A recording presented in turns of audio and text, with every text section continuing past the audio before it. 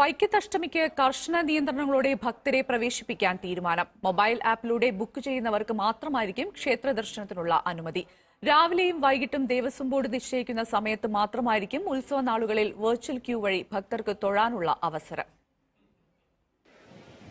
പാല RDOയുടെ നേതൃത്വത്തിൽ നടത്തിയ വിവിധ വകുപ്പുകളുടെ യോഗത്തിലാണ് അഷ്ടമിക്ക് കർശന നിയന്ത്രണങ്ങളോടെ ഭക്തരെ പ്രവേശിപ്പിക്കാനുള്ള തീരുമാനം. സ്മാർട്ട് ഫോണിൽ ലഭ്യമാകുന്ന അപ്ന ക്യൂ ആപ്പാണ് ഭക്തർ വെർച്വൽ ക്യൂ ബുക്കിംഗിനായി ഉപയോഗിക്കേണ്ടത്. 13 ദിവസം നീളുന്ന ഉത്സവത്തിന് വ്യാഴാഴ്ച മുതൽ ആപ്പിൽ ദർശനത്തിനുള്ള സമയം തിരഞ്ഞെടുക്കാം. അഷ്ടമി ദർശനത്തിന് പുലർച്ചെ 4:30 മുതൽ ഉച്ചയ്ക്ക് 1 മണി വരെയാണ് ഭക്തർക്കുള്ള പ്രവേശനാനുമതി. 1 മണിക്കൂറിൽ 700 പേരെ പ്രവേശിപ്പിക്കാവുന്ന രീതിയിലായിരിക്കും ക്രമീകരണം. ആനയെ എഴുന്നള്ളിക്കുന്ന ചടങ്ങുകളിൽ 26 പേർക്ക് മാത്രമായിരിക്കും അനുമതി.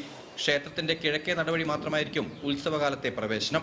ക്ഷേത്ര ദർശനത്തിന് എത്തുന്ന ഭക്തർക്ക് വിർച്വൽ ക്യൂ സംവിധാനമാണ് നിലവിൽ ദേവസ്വം ബോർഡ് ഒരുക്കിയിരിക്കുന്നത്.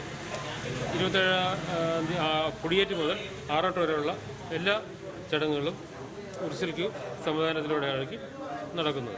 വെള്ളിയാഴ്ച രാവിലെ നടക്കുന്ന കൊടിയേറ്റ് ചടങ്ങുകളിൽ ഭക്തർക്ക് പ്രവേശനമുണ്ടാകില്ല.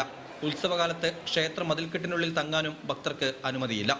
അഷ്ടമി ദിനത്തിലെ ഉദയനാപുരത്തപ്പന്റെ വരവിന് റോഡുകളിലെ വരവേൽപ്പിനും വിളക്കുവയ്പ്പിനും അനുമതിയുണ്ടാകില്ല. ആറാട്ടിനുള്ള പറയെടുപ്പും ഒഴിവാക്കാനാണ് തീരുമാനം. ഈ കോവിഡ് കാലത്ത് അത്യപൂർവമായ ഒരു അഷ്ടമി ഉത്സവത്തിനായിരിക്കും സാക്ഷ്യം വഹിക്കുക. മനോരമ ന്യൂസ്, വൈക്കം.